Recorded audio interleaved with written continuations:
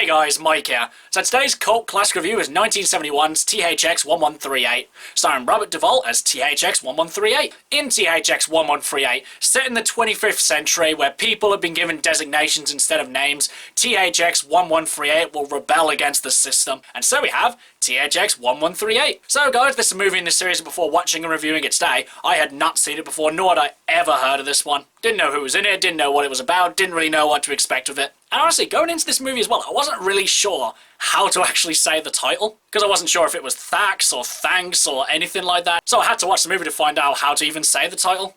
And I'm still not really sure about how I should actually say it, so I've just kind of settled on saying THX 1138. So, what did I think of THX 1138? Well, I did think this movie was going to have a lot of promise because as the title credits were rolling, I saw that George Lucas directed this one, and then when I researched it a bit more, I saw that this was his first feature film that he directed, way before he even did Star Wars. So with a promising director at the helm, I thought that this would be somewhat decent. Unfortunately, that couldn't be further from the truth. Because I'm not gonna lie to you guys, I thought this movie was such a struggle to get through. Now imagine this kind of sci-fi dystopian future was quite fresh back in 1971, but as it stands right now, it's just pretty much been done to death. Now in all fairness, I did try and not think about other movies just like this one, really to give this one a fair chance. But honestly, this film just does not present anything that's worth paying attention to. Now don't get me wrong, I do like the premise where people are stuck on assembly lines having to create the robots that oppress them just so they can keep a livelihood. It's that interesting, ironic circle of oppression which would make an interesting story.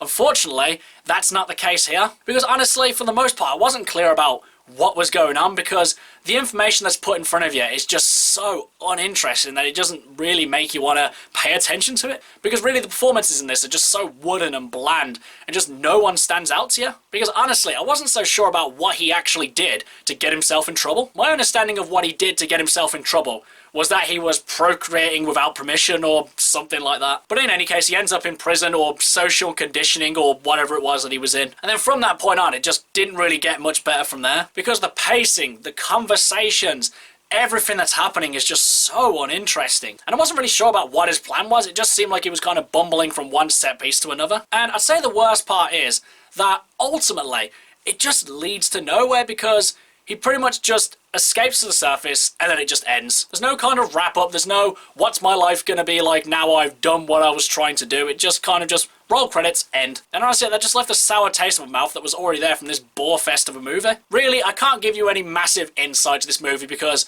nothing that was put in front of me made me want to pay attention to it. The characters were boring and uninteresting, so was the plot, structure, and everything around this film. And basically, just really didn't enjoy myself with this one. And it's mad that George Lucas went from this to make one of the most iconic sci-fi franchises ever. I mean, this movie obviously got some kind of good reception for him to go on to still have a career in Hollywood. Or maybe it didn't, I don't actually know. But it's good that this movie didn't ruin his career because if this movie did, then we wouldn't have Star Wars. And maybe nowadays Star Wars is lost favour with the recent trilogy being a massive flop.